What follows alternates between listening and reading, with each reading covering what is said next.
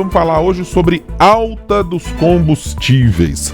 Esse tem sido um fator de que tamanho de preocupação para o presidente Lula? Ele está atrelando isso à sua queda de popularidade mais recentemente? Bom dia para você. Ei, Ibrahim, um bom dia para você, bom dia também para todo mundo que nos acompanha. Digamos que essa semana aí está se formando uma tempestade, né? Justamente nessa área econômica. O governo já está preocupado, já tem tentado aí procurar diversas saídas, mas ainda não chegou a um consenso sobre a alta dos alimentos, né? Então a gente vê aí ministros quebrando a cabeça e tudo há algumas semanas, justamente porque nesse início do ano isso tudo começou a pesar ainda mais na popularidade do governo Lula, né? A gente lembra de uma pesquisa, inclusive, do Instituto Quest nesta semana, que mostrou, inclusive, que a rejeição, né, tá maior do que a aprovação. E agora, um outro fator entra nisso, porque a gente sabe que a coisa piora quando sente ali no bolso, né, quando faz impacto ali na hora que a gente está fazendo o supermercado, na hora que vai abastecer o carro, ali no dia a dia. E há essa previsão, né, justamente tem hoje uma reunião do Conselho de Administração da Petrobras que deve elevar o diesel entre 18 a 24 centavos ali.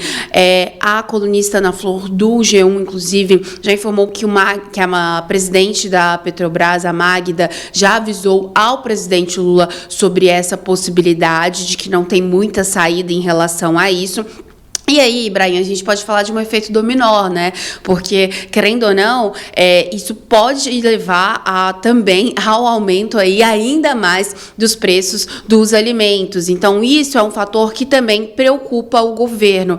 E ainda por cima, hoje também tem uma reunião do Copom justamente para tratar sobre o quê? Sobre a questão da elevação da taxa Selic, né? Então, o Comitê de Política Monetária se reúne, a previsão que já foi dada lá no final do ano passado, que deve aumentar um ponto percentual, ou seja, passa de 12,25 para 13,25.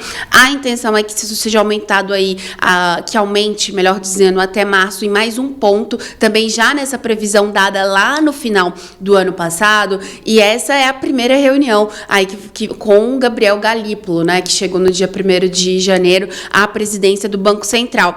E tem um outro fator, por isso que eu falei de tempestade, porque também está previsto, a partir do dia 1º de fevereiro, né, a elevação no ICMS, então, em combustíveis. Então, a previsão, por exemplo, é que na gasolina tenha alta de 10 centavos e o diesel sofra ainda mais. Então, mais 6 centavos. Isso por decisão do Conselho Nacional de Política Fazendária. Então, o que a gente vê em diversos pontos, é que aquela preocupação do governo sobre a comunicação, temos que melhorar a comunicação, mas isso mostra também uma crise por outro lado, né? Uma crise ligada totalmente à área que é comandada hoje por Fernando Haddad, ministro da Fazenda, que não encontra no próprio governo e nos seus pares aí, que são os chefes de outros ministérios, justamente o quê? Um consenso sobre diversas dessas medidas. Então, várias dessas coisas também estão sendo atreladas aí nas costas do Haddad, né? Essa culpa, vamos dizer assim, o que tem sido dito ali nos bastidores é justamente, olha, a culpa aqui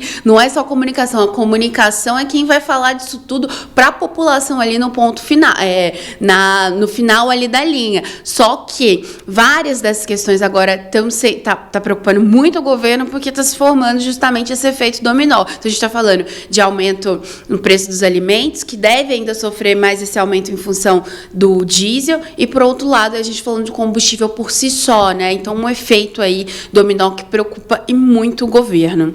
O problema nesse momento, Fran, é que quando a popularidade do presidente piora, não interessa muito o percentual, interessa muito mais a curva.